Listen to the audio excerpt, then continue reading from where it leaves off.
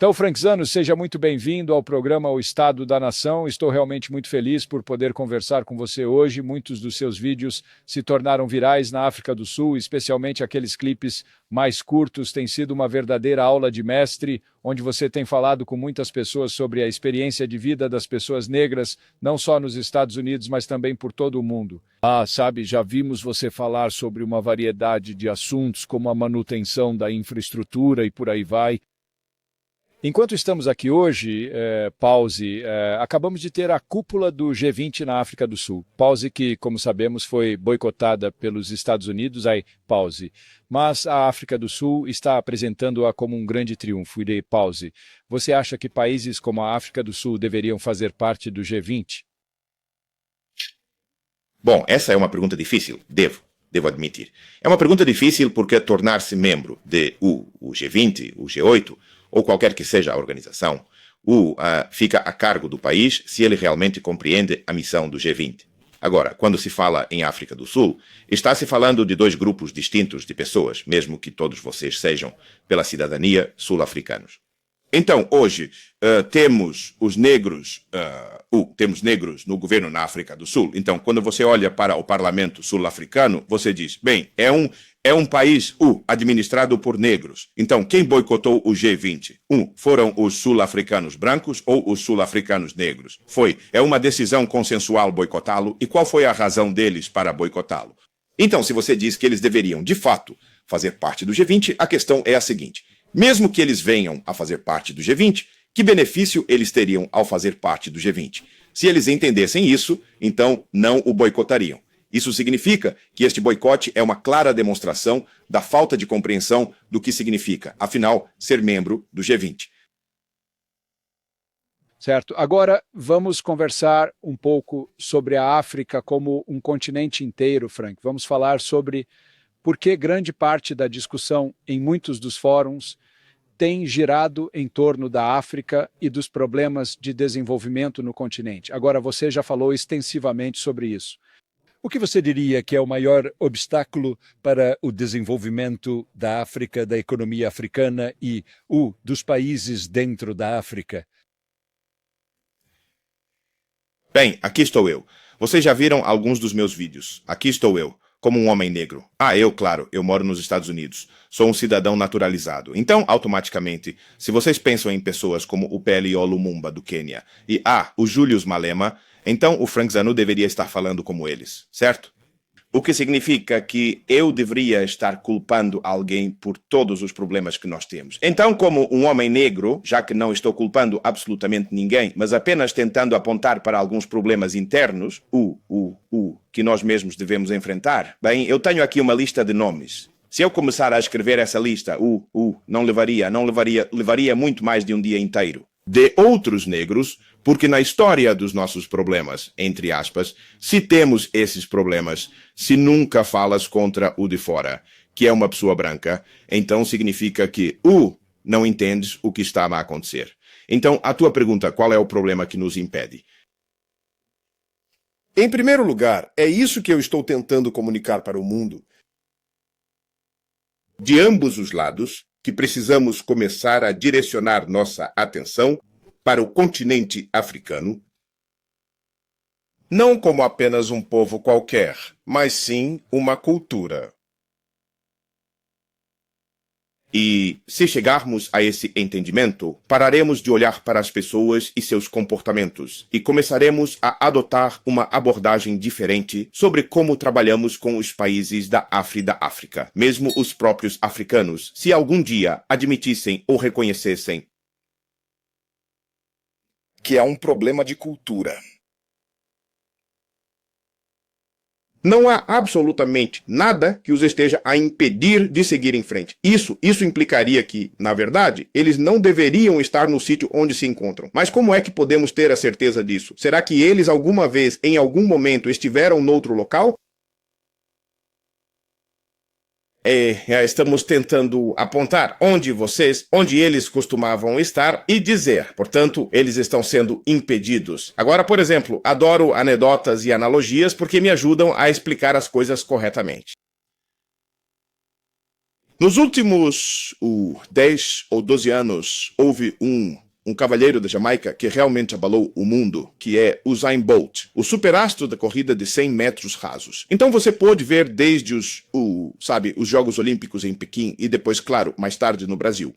Se ele começar a perder segundos em vez de 10,58 e agora estiver correndo em 14, você diria que algo está impedindo o Usain Bolt, porque você tem um ponto de referência. Então, quando dizemos a África está sendo impedida de avançar, a pergunta é: de que e quando isso começou?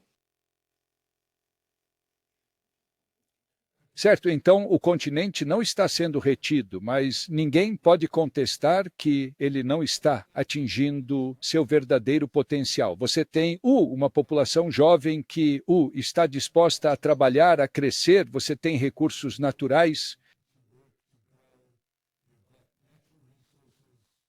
Vocês têm absolutamente tudo o que se poderia desejar ter numa região próspera, num continente bem-sucedido e ainda assim fragmentado em diversos países. Por que então a África se encontra constantemente na base da pirâmide quando se trata de realizações e desenvolvimento? Bem, eu vou desapontá-lo. Vou desapontá-lo porque nós também criamos uma narrativa que não está permitindo que as soluções adequadas sejam trazidas. Então, quando você diz que o continente está no fundo, já existe um problema.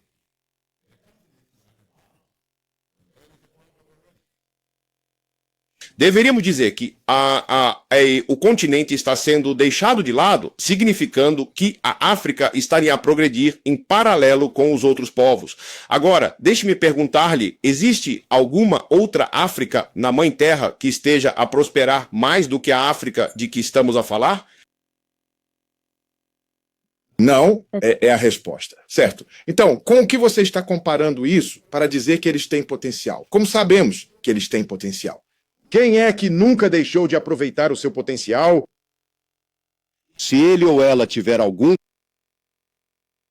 Essa é a questão. Se você compreende o meu raciocínio, estou tentando dizer que precisamos mudar a forma como observamos este continente que possui este problema tão particular. Não há outra África na Terra onde possamos dizer, bem, veja aquela outra África. Há apenas uma África que possui uma condição peculiar. A única maneira de mudar essa condição é primeiro aceitar que talvez isso seja tudo o que eles conseguem fazer.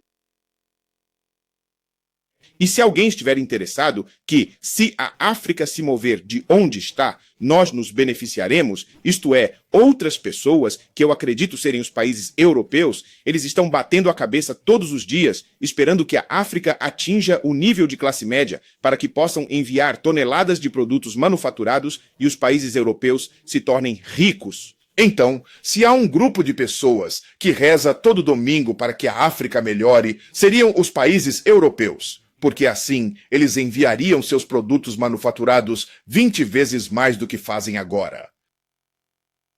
Então, nas minhas discussões e nos meus debates com os amigos, eu já repeti isso inúmeras vezes, mas eles simplesmente não me escutam. Se houver apenas um único grupo de pessoas que realmente deseje que a África cresça, com 1,3 bilhão de habitantes e em constante crescimento, é uma população gigantesca. Nenhum fabricante ou país que produza bens de exportação jamais iria querer suprimir ou conter essa população. Vocês preferem que eles se desenvolvam porque vocês já sabem que nada de significativo sai da África em termos de produtos manufaturados para exportação. Eles comprarão absolutamente tudo da Europa: automóveis, televisões, equipamentos hospitalares, produtos farmacêuticos, roupas, moda, tudo. Então, as empresas estão perdendo e aguardando que este mercado simplesmente cresça. Quando a China estava crescendo, todo mundo sabia disso. Um único país com 1 bilhão e 600 milhões de habitantes. Seria uma tolice para os Estados Unidos, França e Alemanha ou qualquer país europeu dizer não vamos permitir que os chineses cresçam. Hoje, se você fabrica algo e quer exportá-lo, tudo o que você precisa é 0,1% da China e você é o Elon Musk no dia seguinte. Isso precisa mudar, Mike. O que andamos dizendo sobre a África? Como você usa a palavra para que eles atinjam todo o seu potencial? Como é que você sabe que eles realmente possuem esse potencial? Agora, alguns dos nossos irmãos negros que vão escutar esta conversa diriam: sim, nós temos. O problema são os nossos políticos. Eu sinceramente não acredito nisso. Deixe-me te dizer uma coisa importante. Eu morei na Coreia do Sul por 2 anos. Não se encontra mais políticos ou líderes corporativos corruptos do que na Coreia. Você sabe quantos CEOs de empresas coreanas foram presos por corrupção? Quantos presidentes, inclusive, foram presos por corrupção? Mas o país não é pobre. Agora, se quiser falar da Ucrânia, eles têm uma bandeira nova que hasteiam lado a lado com a nacional pela corrupção. Mas a Ucrânia não é um país pobre. Portanto, a corrupção nunca torna nenhum país realmente pobre. Os países crescem de baixo para cima, e não de cima para baixo. Os políticos não são quem desenvolve os países. Ninguém vai à escola para aprender a desenvolver um lugar. Não, nunca. Os políticos não, eles nunca desenvolvem um país. Eles nem sequer têm conhecimento de 99% das coisas que as pessoas fazem no terreno para desenvolver um país. Então, as pessoas elegem um político e entregam-lhe uma descrição de cargo que diz: ouçam, nós temos potencial e queremos que o senhor seja um árbitro sobre nós. Vamos ver, gentil E garanta que as regras sejam justas. Mas se as pessoas não têm potencial para construir nada, ou para jogar qualquer jogo, e você escolhe um árbitro, bem, ele vai ser corrupto porque será preguiçoso no cargo. Porque ele olha para baixo, ninguém está jogando nenhum jogo para ele arbitrar. Então, o que ele fará? É aí que você começa a chamá-los de corruptos. O ponto que estou tentando fazer é este. Você está olhando para uma cultura. E as coisas que fariam um lugar ser, entre aspas, o que chamamos de industrializado ou desenvolvido, é possível que não estejam nos genes daquela população. O que está matando a África, se eu tivesse que responder à sua pergunta, é, em primeiro lugar, não o fracasso, mas a incapacidade de reconhecer que aquilo que as pessoas esperam, ou mesmo o que elas próprias esperam fazer, que é construir um país, não está nelas. O que eles precisam neste preciso momento em que falamos, o que realmente mudaria aquele continente, é se eles conseguirem superar o próprio ego e abrir as portas àqueles que conseguiram construir seus países, administrá-los, mantê-los e torná-los empreiteiros. Vejam bem, os sul-africanos brancos eram, de certa forma, empreiteiros, não convidados. E eles construíram a África do Sul, elevando-a ao nível de um país europeu desenvolvido. Todos nós fomos testemunhas disso. Uma parcela minúscula, menos de 10% da população total da África do Sul. Uma população realmente muito pequena de pessoas brancas. Não estou dando aos brancos crédito ou valor algum. Eles apenas vêm de um ambiente ou de um clima que os forçou a se tornarem muito inventivos e, digamos, industrializadores. Agora, se por milhares de anos seu cérebro foi forçado a isso, onde quer que te coloquem, você imediatamente industrializaria aquele lugar por puro medo. Certo. Então, o experimento já foi realizado. E qualquer pessoa que se recuse a enxergar este experimento realmente não está trazendo qualquer benefício à África. O experimento é composto por um punhado de pessoas brancas. Menos de 10% daquela região, na altura, há 7 ou 12 tribos que se uniram. Os Zulus, os Xhosas e quem mais houvesse. E eles transformaram aquela terra, elevando-a ao nível de um país europeu, certo? Um grupo de pessoas disse: bem, deem-nos isso. Exatamente como fizemos na África Ocidental, na África Central, em todo o lado. E há exatos 32 anos, eles lhes concederam isso. E então, todos nós testemunhamos, como se fosse um jogo de futebol ou uma partida de rugby, lentamente, a totalidade do... A estrutura foi demolida. Quando cheguei a Durban, fui conduzido à estação ferroviária de Durban. Meu Deus do céu, é uma coisa gigantesca. E meu anfitrião estava me contando como os trens iam de Durban para Moçambique ou outros países vizinhos, tipo, rápido, veloz. Quer dizer, era uma estação enorme, linda, com um ônibus de 2 andares do lado de fora da estação de trem. As paredes estavam rachando, os pisos estavam rachando, o lugar estava vazio, os trens estavam parados nos trilhos. Agora, não estou justificando o apartheid. Não sei nada sobre isso. Eu não quero falar sobre isso. Quando estive lá, tanto pessoas negras quanto brancas me explicaram profundamente o que o apartheid realmente significava. O mundo não entende o que significou, eles comparam com Gaza, eles comparam com a colonização, mas tive a oportunidade de me sentar com acadêmicos, tanto brancos quanto negros na África do Sul, que me explicaram o que o apartheid realmente significava e por quê. O apartheid sempre esteve lá, só que algum idiota decidiu transformá-lo em lei. E que quando as pessoas dizem, então eles estavam lutando contra uma lei que não tinha efeito físico nas pessoas, porque sempre esteve lá. Certo? Então aquilo foi um problema. Mas estou dizendo, em termos de desenvolver um país ou de industrializar um lugar, se 54 países em um continente e cerca de 13 deles no Caribe e um pequeno grupo da mesma raça de negros na Europa, na América. E você, Mike, que viajou por todo o mundo, você não viu nenhum lugar que tenha sido verdadeiramente industrializado, capaz de fornecer aos seus cidadãos o básico, como abrigo, alimento e vestuário de forma perfeita. Por que ainda estamos aqui discutindo o fato de que eles podem atingir seu potencial, mas escolhem não o fazer? Uau! Sim, ok. Então, isso foi um. E agora? Para onde vamos daqui? Para onde vamos daqui? Será que apenas dizemos que é isso que a África quer ser, deixamos assim, a isolamos, ou passamos para outros lugares que queremos desenvolver e fazer avançar? Bem. Não, eu compreendo perfeitamente. Não, a África não quer ser desse jeito. Eles não querem ser. O problema é que ninguém tem a menor ideia de qual é o problema. É como se você dissesse a um médico que tem um problema que na verdade não tem e ele está tentando encontrar uma cura para você. Quando é que ele iria parar? Esse é o problema. A África não quer ser assim. O que nós precisamos fazer? Digamos, por exemplo, o sujeito que disse, depois de todo mundo, por centenas de anos, acreditar que a Terra era plana. E o senso comum. Se você olhar para a maldita coisa, ela estava plana. Apenas uma pessoa disse que não era plana. Você acha que no mesmo dia eles simplesmente aceitaram isso? Não, eles quase mataram o sujeito. Todo mundo o achava louco. Certo. Será que finalmente aceitamos que não era plana? Sim, aceitamos. Então, a conversa que eu e você estamos tendo é uma conversa muito importante. Algum jovem por aí, seja branco ou negro, em qualquer país, vai dizer... Ouvi algo que me disse que temos que mudar a narrativa e começar a procurar uma solução de um ponto de vista diferente. É isto que estou a dizer.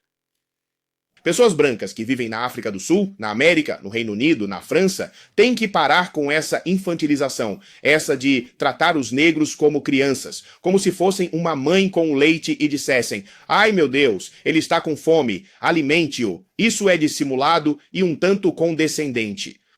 E... eu penso que é exatamente isso que não está a preencher essa lacuna, certo? Porque, veja bem, o engraçado neste mundo é que uma pessoa indefesa precisa de ajuda, mas não quer que lhe digam que é indefesa. Então, o que precisamos fazer é começar a ter uma conversa de uma forma completamente diferente. Agora, você vai conseguir vencer com Julius Malema? Não, você não vai conseguir vencer com ele. Não, de forma alguma. O ego não permitiria. Em segundo lugar, ele se precipitou ao falar e o ego dele não o permitiria voltar atrás na sua palavra. É a este ponto que chegamos. É por isso que eu não gosto de entrevistar pessoas que escreveram livros, a menos que o livro seja interessante, científico, e eu queira que você o explique à minha audiência. Mas se alguns dos tópicos, como por exemplo, se eu trouxesse alguém que escreveu um livro condenando os europeus por serem a causa da África, bem, ele se tornou como uma testemunha de Jeová. Eu nunca vou mudar a opinião dele. E é exatamente onde nos encontramos agora. A maioria dos políticos e dos ativistas na África do Sul e os negros na América, na África, eles falaram muito cedo. As únicas pessoas que vendem livros é quando admitem que estão errados, que são cientistas. Você se lembra daquele Stephen Hawking, não é? Ele escreveu o famoso livro Uma Breve História do Tempo.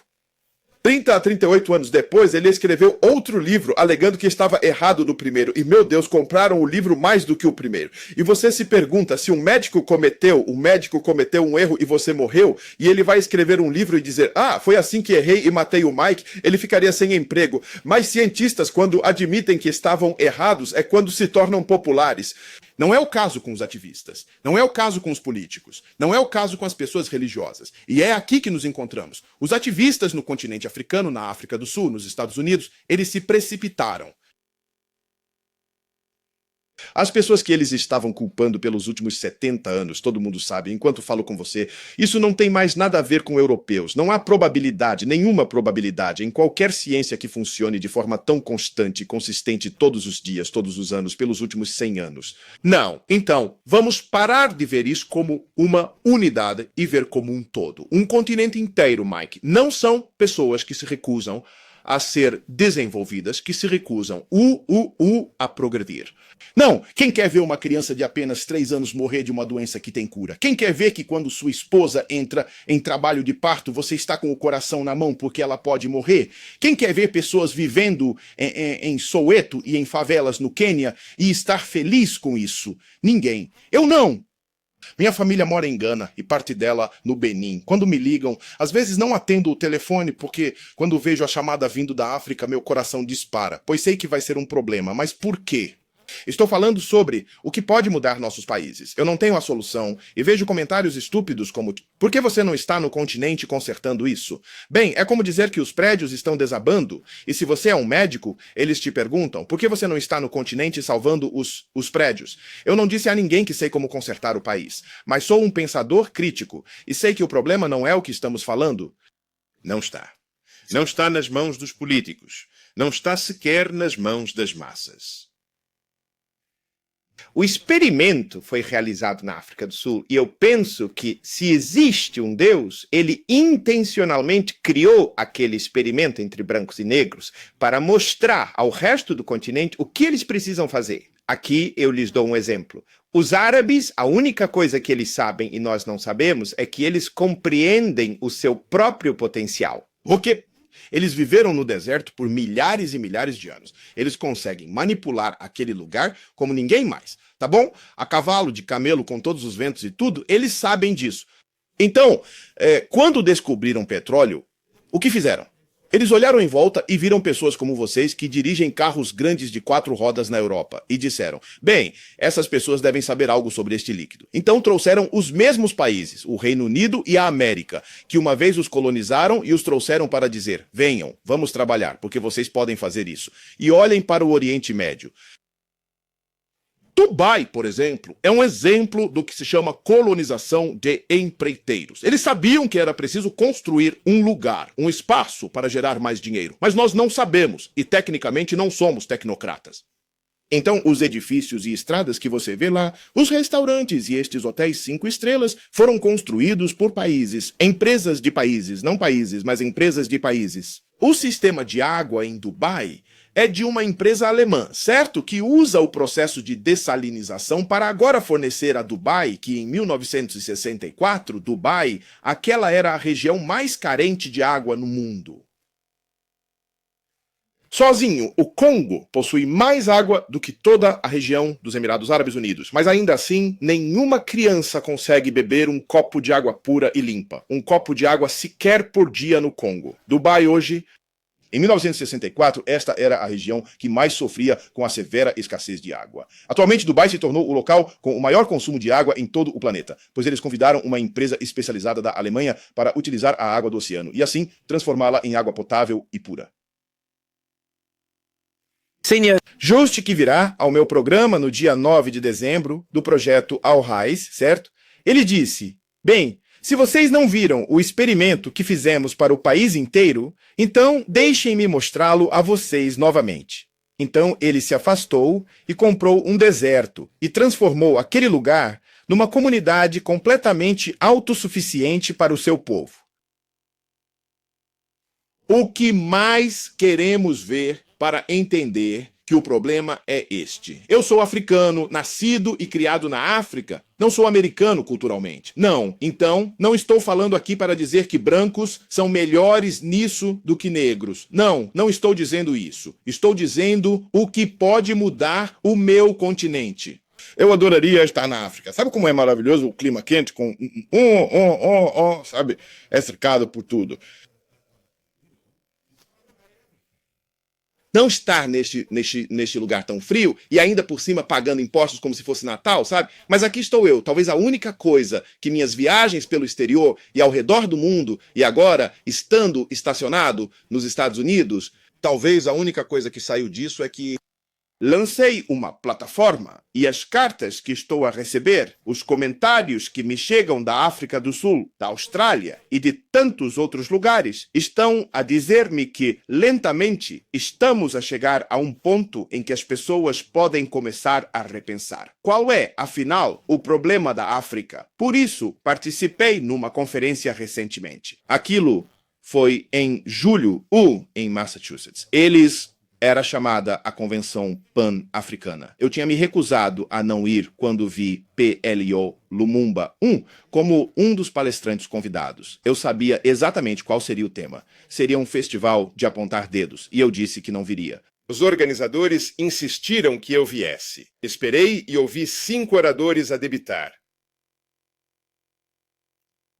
As pessoas estavam citando, você sabe, livros sobre como a África foi subdesenvolvida pela Europa, e assim por diante, e assim por diante. Então, quando subi ao palco, fiz apenas uma única pergunta. Eu disse, estive ouvindo os oradores a manhã toda. Eu não ouvi um único orador dizer qual é o problema da África, o que é exatamente. Eu penso que essa pergunta, mas se você fizer essa pergunta, ninguém tem a paciência necessária para esperar. Olha, o médico vai te dizer que você tem diabetes. Um médico vai te dizer que você tem anemia falciforme, você tem câncer. Uma palavra para descrever seu problema. Temos que encontrar a palavra para descrever o problema, então podemos começar a solução. Mas não, quando você pergunta qual é o problema, não, os 54 países. Pergunte a uma criança que sabe ler e escrever. Nossos políticos são corruptos, nós somos tribalistas, nós não nos amamos uns aos outros, nós somos gananciosos. Você vai para o país seguinte, a mesma coisa, corrupção. Se não é corrupção, são os europeus. Então, eles criaram o termo neocolonização, os neocolonitas, certo? Então, na África Ocidental, culpamos os neocolonialistas. Na África do Sul, eles culpam o apartheid. Lá nos Estados Unidos, eles culpam o racismo ou a supremacia branca. No Reino Unido, culpam os imperialistas.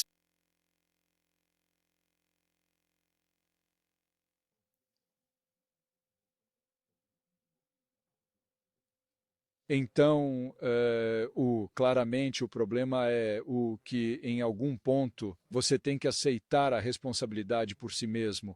A revolução tem que vir da base, não pode ser imposta às pessoas. É essa a solução aqui?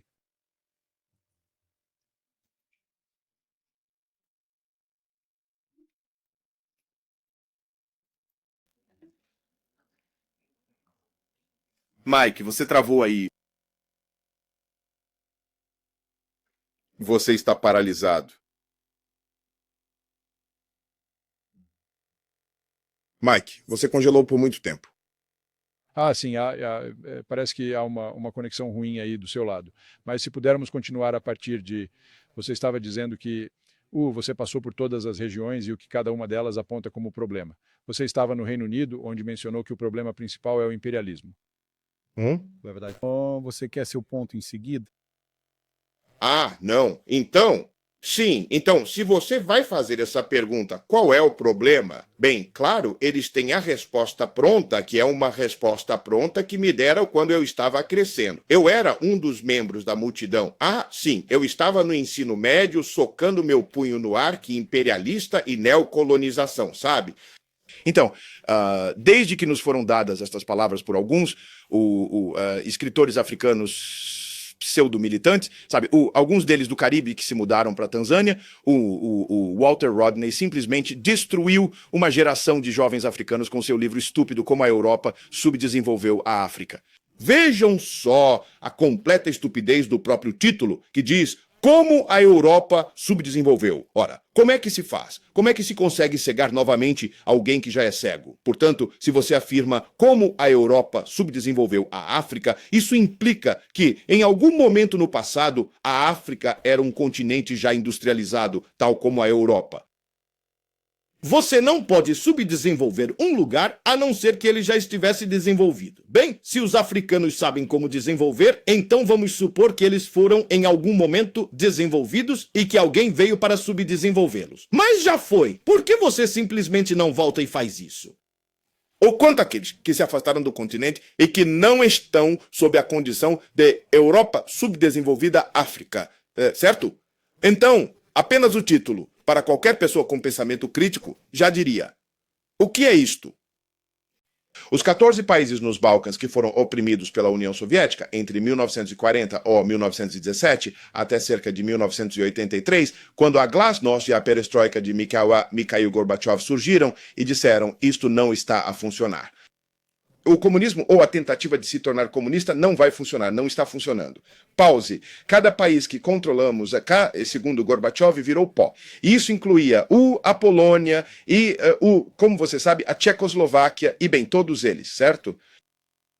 Assim que a União Soviética abriu mão da colonização dos 14 países, todos se levantaram. Na verdade, a Estônia inventou o Skype 10 anos após a independência. Então, é possível ver que em determinado momento a União Soviética subdesenvolveu os Balcãs. Mas agora, a situação nos Balcãs está demonstrando que voltamos ao ponto de partida. Pode-se observar que, em um passado não muito distante, o Japão impediu a Coreia de se desenvolver plenamente, pois a manteve sob seu domínio por 49 anos. Assim que partiu, veja a Coreia do Sul hoje, não é? E poderíamos citar muitos outros exemplos de países nessa mesma situação. A Austrália, por exemplo, foi impedida de progredir por conta própria. Hoje em dia, a esquerda britânica olha para a Austrália. Por que será que são apenas os países negros que foram outrora colonizados? Então, eles acrescentam uma ressalva a isso. Não, os colonizadores nunca foram embora de verdade. Eles ainda estão à espreita, nas sombras, prontos para nos manter subjugados. Aquele livro, o livro de Walter Rodney, destruiu uma geração inteira de jovens africanos que o leram e que realmente acreditaram no que estava escrito. A imensa raiva que isso lhes causou. Porque se o autor te disse que o indivíduo que te oprime está a milhares de anos, a milhares de milhas de distância de você, e ele não te disse absolutamente nada sobre o que você deveria fazer a respeito deles. Você não pode matá-los, você não pode ir lá e espancá-los. Não dá para levá-los ao tribunal. Então, como é que se desenvolve? Você cruza os braços e espera que o sujeito lá na Europa pare de te manter preso para que você possa crescer. Uma retórica muito perigosa. É o mesmo que estamos dizendo aos jovens aqui nos Estados Unidos. Você não vai conseguir ser nada na vida porque os supremacistas brancos têm um sistema... Não sei o nome do departamento federal que faz esse trabalho. Está te segurando. Como um jovem teria a inspiração?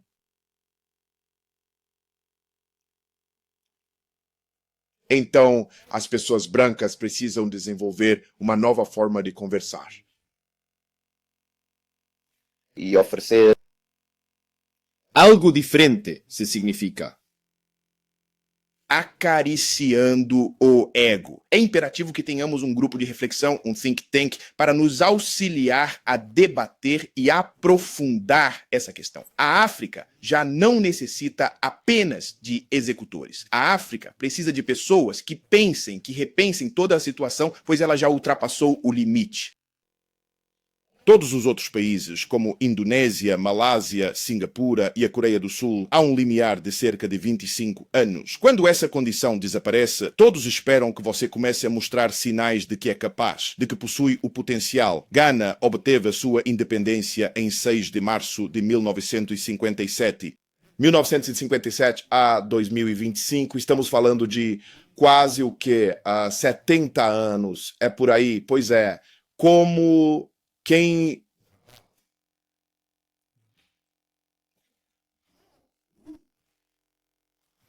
é que as pessoas podem continuar a dizer vamos esperar e usar o mesmo método de sempre? Vamos escolher alguém.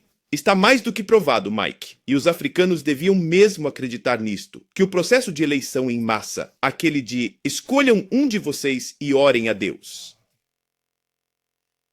ele vai nos consertar. Nós vimos que esse processo nunca vai resolver a África. Não, nunca vai resolver. Já foi provado. Tudo o que você precisa é que a terceira vez é a que vale, certo? A terceira vez é a que vale.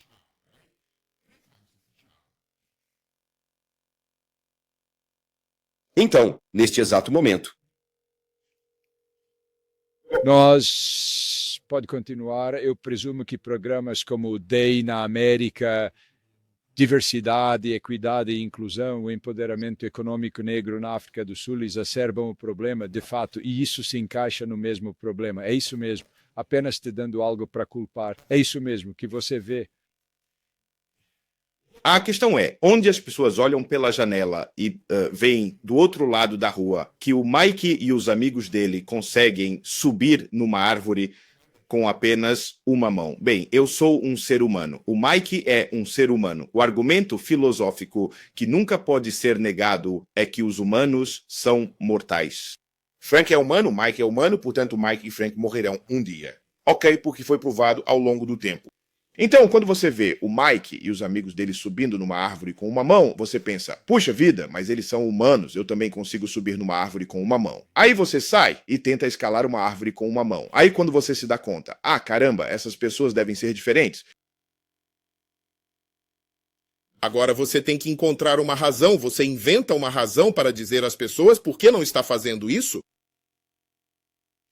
E veja bem, o que deu errado foi o seguinte. Bem, os primeiros líderes independentes, eles os chamam de pais fundadores da independência, Julius Nyerere, Jomo Kenyatta, Kwame Nkrumah, todos eles, sabe, como Kaunda da Zâmbia, eles tomaram o poder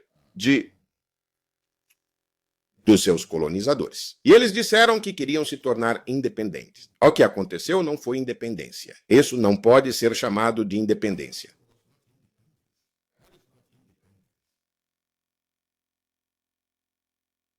Os países africanos não lutaram pela independência e não foram eles que a iniciaram. As nações que acabei de mencionar não foram constituídas pelos próprios africanos que nelas habitam.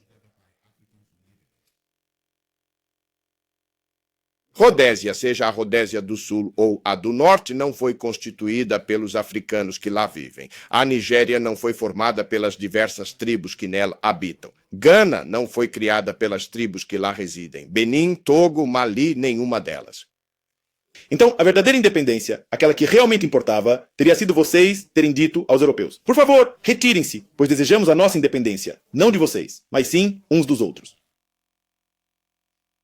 Porque éramos tribos independentes e vocês nos forçaram a nos juntar à força. Então você diz ao colonizador, por favor, vá embora, pois queremos nossa independência uns dos outros. Assim, depois que o colonizador partiu, os países deveriam ter se virado uns para os outros e dito, adeus, Senhor.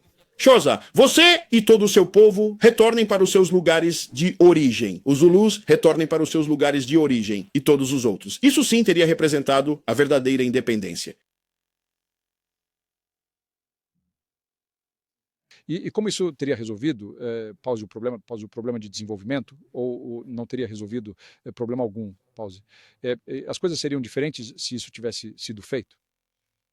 Uma coisa que você deve ter em mente, ok? Não podemos continuar usando a palavra desenvolvimental.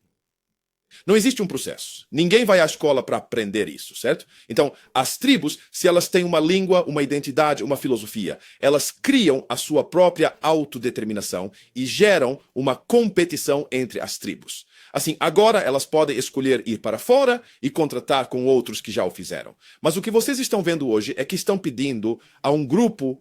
Eu estou escrevendo um livro, o que se chama Um País Sem Pessoas. Então você está pedindo a um grupo de pessoas que nunca construiu absolutamente nada, que são, na verdade, os países que eles ocupam hoje em dia, e pedindo a eles para se tornarem patriotas a algo que eles próprios não construíram. Então, mesmo falando sobre desenvolvimento igualitário, é colocar o carro na frente dos bois.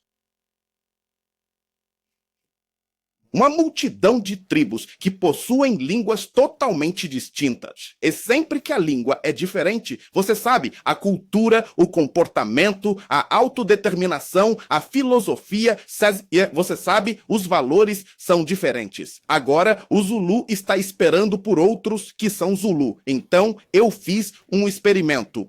não um experimento, mas fui falar no Quênia quando estive lá. Fui à Universidade de Nairobi e disse, havia bem mais de 100 pessoas na sala. Eu disse, todos os Kikuyus, por favor, levantem as mãos. E imediatamente as mãos se ergueram. E os Luos, as mãos também se levantaram. Há algum Maasai aqui? E as mãos novamente se ergueram. Algum outro presente? Mãos. Então eu mencionei cerca de 6 ou 8 tribos diferentes e todas as pessoas levantaram suas mãos. E eu fiz uma pausa por um momento e disse, todos os quenianos, por favor, levantem as mãos. As mesmas pessoas, sem exceção, levantaram suas mãos. Então, eu lhes perguntei, quando vocês acordam de manhã, qual dos dois vocês são primeiro? Um queniano ou um Kikuyu? Vocês conseguem ver o problema bem ali.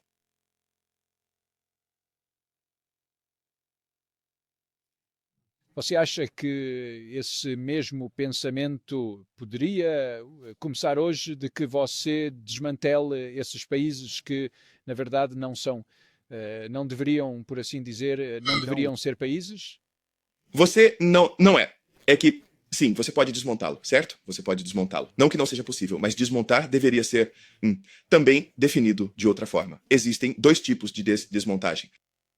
Não se está necessariamente pedindo que eles voltem, encontrem um chefe por conta própria, mas hoje em dia, na África do Sul, em KZN, o KwaZulu-Natal, eles ainda fazem a escolha. Bem, na verdade, eu estava presente quando o 50º rei foi entronizado no estádio, durante o dia inteiro. Eu estava lá num hotel assistindo. Então, o KwaZulu-Natal ainda escolhe seus reis, certo? E eles têm o Misuzulu, não é? Que é o maior de todos. Mas eles pertencem à África do Sul. Então, o presidente estava no estádio para um rei, para um só grupo do povo daquele país. Você acha que os Xhosas estavam no estádio naquele dia o aclamando e exaltando? Não, os Bantus não estavam no estádio naquele dia. Por que não? Mas você diz que está tentando desenvolver o país. Então, quando você diz desmantelar, você começa primeiro com o sistema político. O sistema político que os países africanos adotaram é o errado. Eles não criaram. Foi deixado para trás e eles só queriam dar continuidade. Não é autêntico para o povo. Não podem usá-lo para governar o lugar que não criaram. Então, o que se pode fazer é rever o sistema político que tem.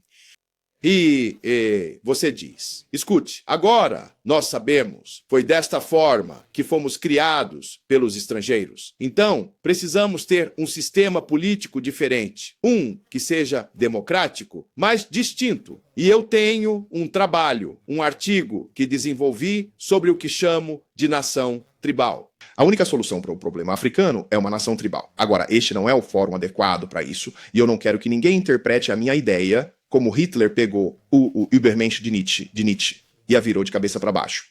Então, sabe, fui convidado para alguns lugares por alguns grupos africanos e eu apresentei, porque é uma coisa de 1 a 2 horas de duração, com diagramas que garanto ninguém nas salas, desde que comecei a fazer isso, conseguiu refutar. Todos dizem, isso nos levaria muito longe. Eu prometo a vocês, qualquer país que o adotar terá apenas 15 anos para começar a ver uma verdadeira mudança. Sabe? Então, a sua pergunta se desmantelamos? Não, você não desmantela. Você vê sua condição como única em relação a outros lugares. Ou os lugares que foram colonizados, por exemplo, vamos pegar a terra hindu, que agora se chama Índia. Quando os britânicos tomaram a região, eles juntaram os paquistaneses, o Bangladesh e a Índia e governaram como um só país, se não me engano, por cerca de 89 anos. Mas assim que eles partiram, essas pessoas sabiam que 3 línguas diferentes, 3 religiões diferentes, isso é uma receita perfeita para o desastre. Então, o que eles fizeram? Eles se separaram. Agora pegue Singapura. Singapura não foi colonizada por si só. Foi unida à Malásia, Indonésia e chamaram de algo britânico. Assim que partiram, Singapura tinha menos de 5.000 pessoas. Agricultores. Mas eles não disseram, uau, olhe para a Malásia ou Indonésia. Elas são maiores que nós. Não vamos permanecer unidos. Eles se separaram. A autodeterminação, Mike, precisa vir do próprio povo. Então, precisamos analisar e mudar completamente o sistema político. É a partir daí que devemos, de fato, começar. Então, o que explica, né, afinal, o sucesso, por exemplo, dos Estados Unidos da América, que de certa forma conseguiu reunir uma grande diversidade de povos europeus e construir uma identidade a partir disso, né? O que funcionou lá que em outros lugares não conseguiu ter o mesmo êxito? Bem, você tem que explicar o que você quer dizer com pegar as pessoas diversas. Bem, quer dizer, a população americana, à medida que foi crescendo, formou-se a partir de imigrantes de uma vasta gama de... Ah, sim, certo, certo. Boa pergunta, já me fizeram essa pergunta por inúmeras vezes. Se eu acredito que a diversidade em conjunto não... Bem, posso dar-lhe vários exemplos. Sou americano. Através do processo de naturalização. Malema é um Xhosa, mas a sua presença na África do Sul não é resultado de um processo de naturalização. Ele foi forçado a se unir a Zulus e outros. Isso faz uma diferença. Deixe-me explicar. Existem negros na América, existem hispânicos, existem asiáticos, existem pessoas do Oriente Médio, todo tipo de gente. Nenhum colonizador veio e os forçou a ficar juntos. Eles já chegaram sobre uma base que havia sido construída por um povo homogêneo e então começaram a convidar pessoas para virem para que pudessem ser utilizadas. Assim, estamos todos na América como contratados voluntários, porque nós vimos o ecossistema e eu sabia do meu próprio potencial, que eu podia me encaixar no ecossistema existente. Já estava lá, foi isso que atraiu as pessoas a dizer.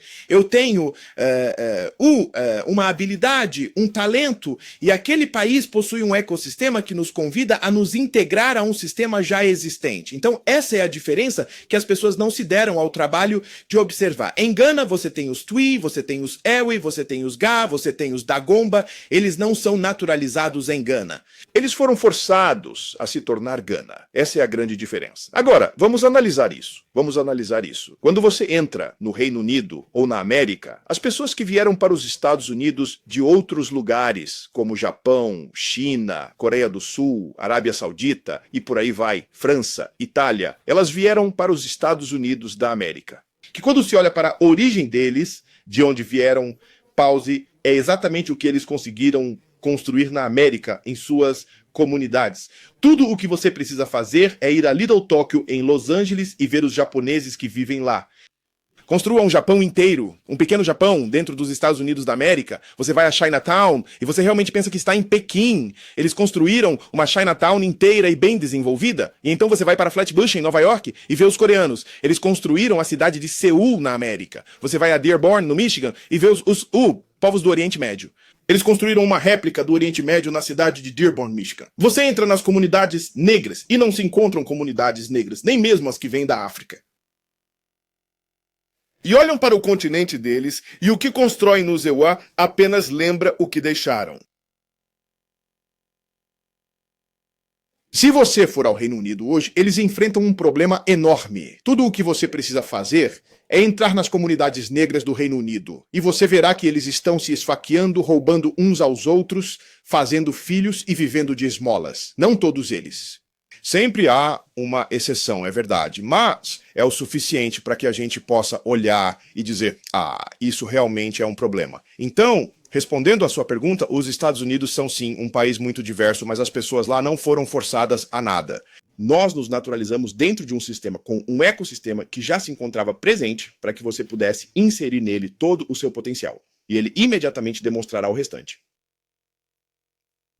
E, claro, alguns dos problemas que estamos a observar agora é que, enquanto antes era o ecossistema ao qual tinhas de te conectar, se não querias fazer parte, simplesmente não vinhas. Agora tens pessoas a chegar a esse ecossistema e a afirmar, nós queremos destruir completamente o ecossistema. Pois é, porque o que o Reino Unido ou os outros países europeus fizeram de errado, e eles deveriam aprender com isso, e a América e outros países também deveriam aprender, é o seguinte, se você vai abrir suas portas para as pessoas virem, é por isso que tenho certeza que você mora numa casa grande e talvez tenha uma casa de hóspedes. É chamada de casa de hóspedes por uma razão. Então, quando os hóspedes vêm à sua casa, você os coloca numa casa de hóspedes.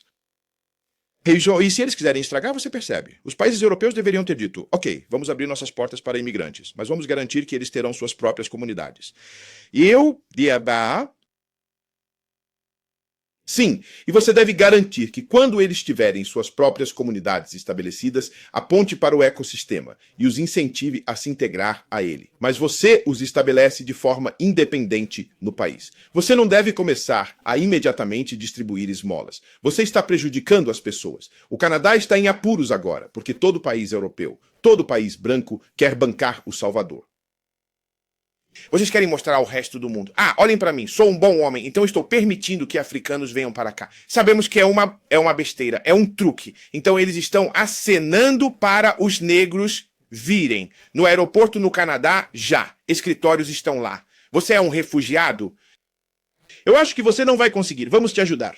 Porque essas ONGs precisam dos números para obter mais fundos, quando 98% do dinheiro que arrecadam vai para despesas operacionais. O CEO mora numa mansão de 5 quartos e 3 garagens e ele está garantindo que você permaneça no abrigo para que possam mostrar os números e conseguir ainda mais dinheiro. E, puxa vida, a natureza humana. Se você disser, venha de graça, eu apareço. Então agora as pessoas estão a chegar em grande número. Então... Sim, voltando ao que estávamos a falar. Sim, pode prosseguir. As minhas desculpas. Há uma coisa que não quero esquecer. Mesmo os brancos que vivem na África do Sul, quando olham para os negros, lembrem-se de uma coisa. Vocês não estão a lidar com indivíduos que simplesmente se recusam a ser bons, que simplesmente se recusam a construir, que são apenas preguiçosos. Não! Se abordarem a questão por esse ângulo, então têm de ir para casa e questionar-se. Como pode uma raça inteira... Não querem o próprio bem para si? Você tem que olhar para... Eu estou olhando para uma cultura policrônica. As pessoas que vêm de culturas policrônicas, elas de fato possuem características e atributos muito específicos. Vejam bem, qualquer lugar que almeje ser desenvolvido, que pretenda ser construído com verdadeira inovação, exige sim 2 ou até mesmo 3 qualidades essenciais dessas pessoas. Uma dessas qualidades é o foco extremo, a capacidade de se dedicar a fazer apenas uma única coisa, e isso de cada vez. Foco total e somente foco. A gente se torna individualista porque acredita que deseja se destacar. É uma característica cultural, não é um problema de inteligência. E você se conecta ao ecossistema. Você o constrói com foco exclusivo. Você faz apenas uma coisa. Culturas policrônicas não fazem uma coisa de cada vez. Experimente ter uma conversa telefônica com um amigo africano. A mãe está chamando. Espera aí, já estou indo. O pai está chamando. A tia, o sobrinho, a sobrinha. O ombro dele está carregado de familiares de Joanesburgo a Durban. E aí, ele tem que, sempre que é chamado, porque é uma característica que estamos coletando. E então eu preciso, sabe, eles ficam dizendo Ubuntu, Ubuntu, como se fosse uma palavra mágica que, ao ser dita tantas vezes, fará coisas brotarem da terra. Então, temos que reconhecer que estamos lidando com uma cultura policrônica. É por isso que os africanos, de forma tão generalizada que chega a ser um estereótipo, são atrasados. Nunca são pontuais por causa desse problema de atender a muitas coisas ao mesmo tempo. Imagine seu motorista dirigindo um ônibus de 8 rodas com 50 passageiros e ele se gaba no currículo. Sou multitarefas. Enquanto dirige na estrada, ele troca o rádio, bebe café e lê um livro. Você tem uma receita para o desastre. Nenhum lugar no mundo jamais foi desenvolvido por indivíduos de culturas policrônicas. O desenvolvimento nunca pode acontecer inovação. Essas coisas exigem uma dedicação egoísta e absoluta a uma única tarefa, baseada exclusivamente no seu próprio potencial. África, que é uma raça, você pode associar e atribuir certos traços culturais a uma raça, certo? Os japoneses são monocromáticos, vivendo numa sociedade bastante coletiva. Já os africanos, por outro lado, são policromáticos. Nós simplesmente não fazemos fila. Aí, a própria ideia de se enfileirar, de ficar um atrás do outro pacientemente, não está realmente na nossa essência, no nosso traço cultural como povo. Isso poderia ter vindo de, eu não sei, sabe? Sim. E se você reconhece que a antropologia hoje é mais importante e ainda mais importante quem a está ensinando. Todo mundo quer te ensinar STEM. ciência, tecnologia, engenharia e matemática. É por isso que a universidade deveria encorajar a sociologia, a antropologia, para entender um povo. Eu acho que os gregos fizeram um trabalho muito melhor nisso. Compreendendo quem eles são, o que foi resultado de alguns dos erros que cometeram para permitir que Roma fizesse o que quer que tenha feito lá. Os japoneses se tornaram o segundo grupo de pessoas que usaram a antropologia. Mao Tse-tung se tornou a terceira pessoa que usou, sabe? Embora tenha se tornado um ditador muito retrógrado e matado e prejudicado muitas pessoas. Mas ele viu e então disse que é uma revolução cultural em vez de uma revolução industrial. Os africanos passaram diretamente de olhar para a Europa e pensar: oh meu Deus, olhem para a Revolução Industrial. Nós também podemos fazer uma Revolução Industrial aqui, sem entender a característica das pessoas a quem você está dando o trabalho. As empresas começam a falhar quando as pessoas começam a colocar em seus currículos, nas entrevistas: ah, eu sou multitarefas. Sim. Essa palavra. Se você não a incluir no seu currículo, você não vai conseguir um emprego. Eu sou multitarefa. I be sexy. Então, Frank, agora a África. Você mencionou que precisamos, de certa forma, retornar àquela quase monocultura, à entidade tribal, porque é assim que se consegue aquele objetivo singular e focado do grupo que se identifica plenamente uns com os outros. Tem objetivos em comum, tem uma comunidade pela qual você sente que tem uma obrigação, você não quer decepcionar a sua própria comunidade, certo? Numa coisa multicultural, a sua própria comunidade faz parte disso, e então você pode ou fazer o papel de vítima ou ser o algoz. E não importa, porque a pessoa que não faz parte do seu grupo, não faz parte do seu grupo. Então você pode implicar com ela com alacridade. Correto. Você acha que com o histórico da África as coisas vão acabar daquele jeito de qualquer forma? Eventualmente toda essa espécie de construção de países, que é uma amálgama de tribos que não deveriam ter sido unidas, vai acabar acontecendo de qualquer maneira. Vai acontecer, e a questão é quando e o quão caótico vai ser no momento em que isso se concretizar. Enxerga isso no futuro da África? Eu sou, por natureza, um sujeito extremamente pessimista. E é por isso que nunca me decepciono com absolutamente nada, entende? Mas essa é a única coisa em que eu acho sou muito o otimista. Porque você só pode permitir que uma certa condição ou um fenômeno avance até um determinado limite. E então alguém, inevitavelmente, vai dizer o que Galileu disse: a Terra não é plana. Isso... E como algo assim já aconteceu 2 vezes na história, eu estou otimista. Eu talvez já não esteja mais aqui mesmo que eu consiga terminar meu livro sobre isso. A nação tribal, o único conceito ou a única via para que os africanos possam se estabilizar. Primeiro, é preciso estabilizar a região, antes de mais nada, para que as pessoas comecem a se identificar com ela. E isso não significa, e preciso repetir para todos que estão ouvindo, não estou dizendo que vocês vão se separar e formar sua própria nação. Não. Isso é tarde demais. Mas existe uma forma de se conseguir fazer isso. E, no entanto, e sabe o que é mais engraçado? Sim, Babishite, pode ser feito. Pode ser feito, eu acredito. Agora, a questão é, onde começamos a conversa para que isso pare? Agora, a maior parte da questão, as Nações Unidas, a Organização das Nações Unidas como instituição, ninguém nunca pergunta como é que ela se formou. Foi através de um think tank chamado Brookings Institute. Após a Primeira e a Segunda Guerra Mundial, alguém disse: não podemos permitir que isto continue. Então pediram-lhes para pensar o que as nações podem fazer para resolver antes da escalada. E eles se reuniram, não sei, por 3, 4, 5 anos. E sugeriram que as Nações Unidas seriam, agora, diríamos que as Nações Unidas falharam, porque veja quantas guerras foram travadas. Bem, isso é uma coisa engraçada sobre qualquer coisa.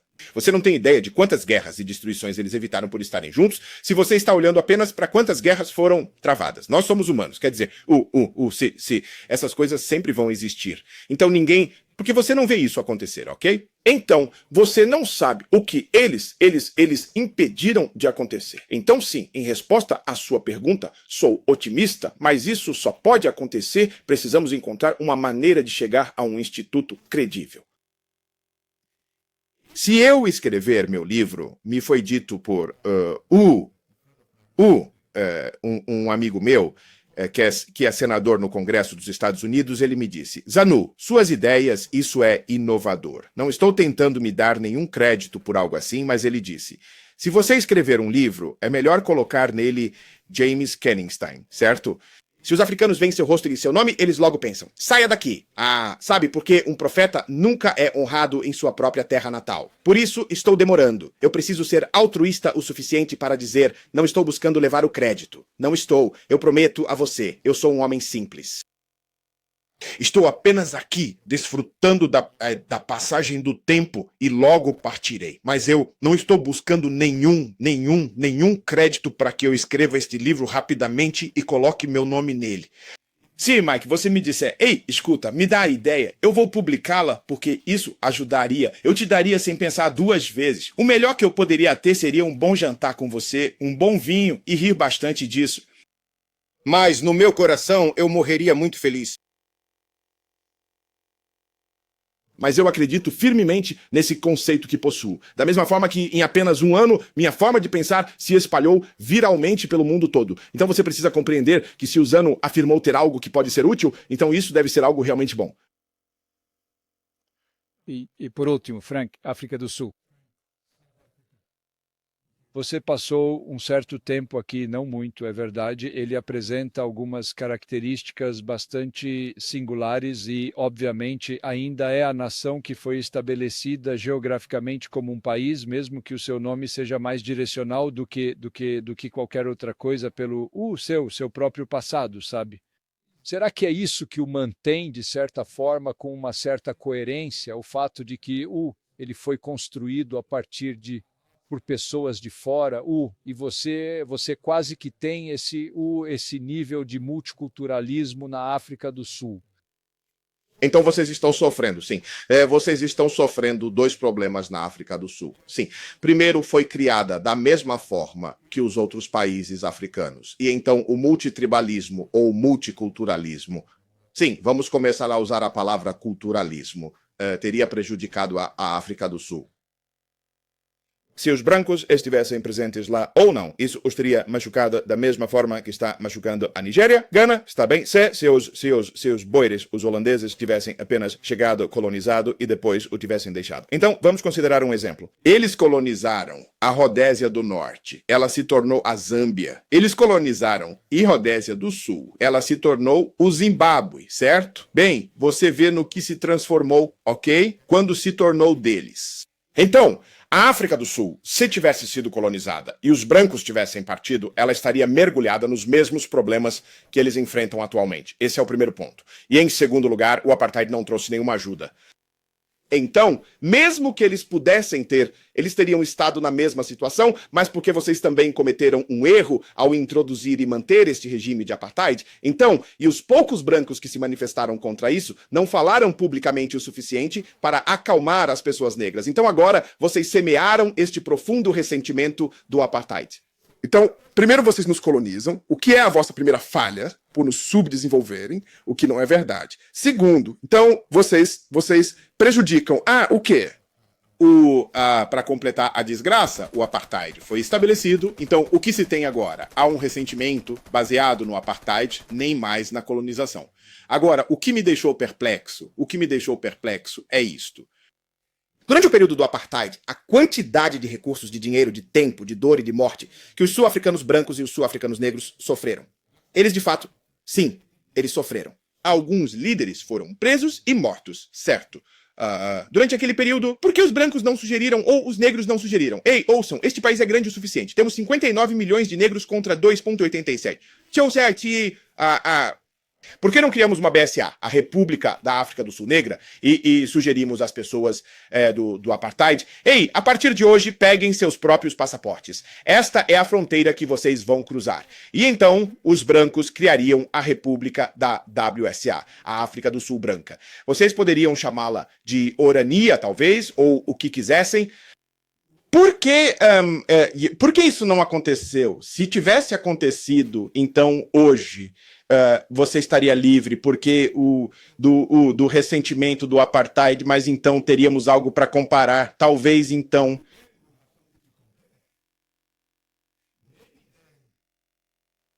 eles podem então recorrer à colonização. Sim, porque vocês colonizaram. É que, então, para quem está a ouvir, deixem-me explicar. Algumas pessoas tendem a esquecer que quando se usa a palavra colonizado, a maioria da geração Z hoje acredita que a África, por ser um continente negro, é o único lugar que alguma vez foi colonizado. Sim, já conheci adultos que pensam assim. Mas se a colonização subdesenvolve um lugar, então a Coreia deveria ser subdesenvolvida, a Singapura deveria ser subdesenvolvida. Os Estados Unidos da América foram colonizados por esses britânicos. Deveria ser subdesenvolvido. Austrália, Nova Zelândia, as Ilhas Fiji e muitos mais. Então nós olhamos para esses países e podemos afirmar, não, a colonização nunca, de forma alguma, subdesenvolve um lugar. Pelo contrário, todos aqueles países Na verdade, estão se saindo muito bem pós-colonialismo. Agora vamos ao próximo ponto, então. E o que seria isso, afinal? Bem, vou deixar essa ideia para que cada um possa refletir sobre ela. A colonização, na verdade, começou muito antes de o continente africano ser colonizado. A África não é a região mais jovem a ser colonizada, como muitos pensam. Os Balcãs, os 14 países que hoje são independentes, foram os últimos a sair da colonização da União das Repúblicas Socialistas Soviéticas. Até este nome. Não sei quantos % das pessoas na Terra conhecem e lembram-se deste nome. A Cortina de Ferro, cara. A KLM e o Kremlin. O experimento foi realizado na Alemanha. A Alemanha Oriental pertencia aos russos, era comunista, e parecia a Somália. A Alemanha Ocidental pertencia ao povo original e à democracia, e parecia a Torre Eiffel. Claramente, o comunismo provou isso vez após vez. Mas assim que a colonização terminou na Alemanha Oriental, veja hoje. Então a colonização nunca destrói um lugar. Não, nunca. O que aconteceu na África foi um tipo de colonização muito diferente, que consistiu em reunir um grupo de pessoas, colonizá-las e depois as deixar daquele jeito. O colonizador voltou para sua terra e disse: façam o que bem entenderem de suas próprias vidas. E como eu disse anteriormente, os africanos se recusaram a se tornar independentes. E vocês sabem por que eles se recusaram? Eles se recusaram a se afastar uns dos outros porque viram a infraestrutura que os mestres coloniais deixaram para trás. E todo mundo queria uma parte da culpa, certo? Então, por que eu voltaria para a minha tribo quando tudo foi construído por aqui? Então, vamos todos comer da tigela que o colonizador deixou. Ora, se esses europeus tivessem colonizado esses espaços e tivessem deixado tudo exatamente como estava quando chegaram e colonizaram, todo mundo teria voltado para sua aldeia logo após a independência. Porque para que ficar juntos? Esse é o problema. Esse é o problema. Então, África do Sul, eu acho que a solução não é esperar que os negros pensem. Eles podem acordar um dia e pensar diferente. A solução será para os sul-africanos brancos, que são cidadãos sul-africanos, encontrarem uma forma de, talvez, criar um think tank e dizer: como abordamos isso? Eu prometo a vocês, aquele lugar seria a Suíça da África. Beneficiaria tanto brancos quanto negros. Se você conseguir encontrar uma forma de convencer jovens africanos negros de um jeito diferente para que eles entendam. Porque eu ouvi de acadêmicos negros, todos dizendo a mesma coisa. Um parlamentar lá em Gana disse, não faz muito tempo, ele se levantou, ficou bastante frustrado e gritou em voz alta no parlamento, no ano de 1983, eu acredito, e disse: por que não simplesmente trazemos os britânicos de volta? E na minha reunião na Unisa, na África do Sul, quando eu estava lá, acadêmicos negros, eles não são estúpidos, têm mais de 60 anos, disseram a mesma coisa e falaram: olha, a maioria de nós está sussurrando. Foi em silêncio que o observamos, o experimento já foi devidamente realizado, mas eu sei que o ego simplesmente não permitirá que isso aconteça. Mais uma vez, o ego é, de fato, uma característica bastante marcante de culturas policrônicas. É o ego, sim. Na Índia eles chamam de algo parecido com isso. Talvez você saiba, já que há muitos indianos vivendo na África do Sul. E é por isso que a Índia também se encontra nessa agitação, porque é uma cultura policrônica, cultura. Então, se você está esperando que os negros um dia mudem e comecem a te amar, com aquela coisa de kumbaya e tudo mais, não. Isso não vai acontecer. Eles não estão com raiva. Eles não são pessoas cheias de ódio a ponto de não quererem ouvir nada, mas outra pessoa precisa chegar e mostrar a eles como isso poderia ser. É preciso que lhes mostrem o que realmente poderia ser.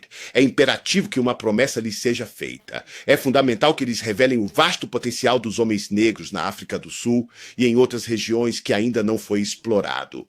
Não foi explorado porque o que eles pensam que querem fazer não é o seu potencial. E, se essa conversa começar, você conseguirá convencer alguém em um tempo muito curto. Bem, Frank, a segunda parte nos aguarda. Vamos convidá-lo novamente. Isto foi incrivelmente instigante e excelente de ouvir algo completamente. Isto não era de todo o que eu esperava que discutíssemos e foi absolutamente fantástico ouvir. Lamento estar desapontado. Não. Eu não disse que estava desapontado, né? Eu só queria deixar claro, definitivamente adorei e tenho certeza que todo mundo que assistiu adorou. Então fiquem por aqui conosco. No ano novo teremos o Frank de volta. Diga-nos o que você pensa, das opiniões do Frank, mal podemos esperar pelo livro dele. Então, a todos que se juntaram a nós hoje, muito obrigado por nos acompanhar no The State of the Nation. Inscrevam-se no canal. Frank, muito obrigado por compartilhar seu tempo conosco. E nos vemos novamente no programa The State of the Nation.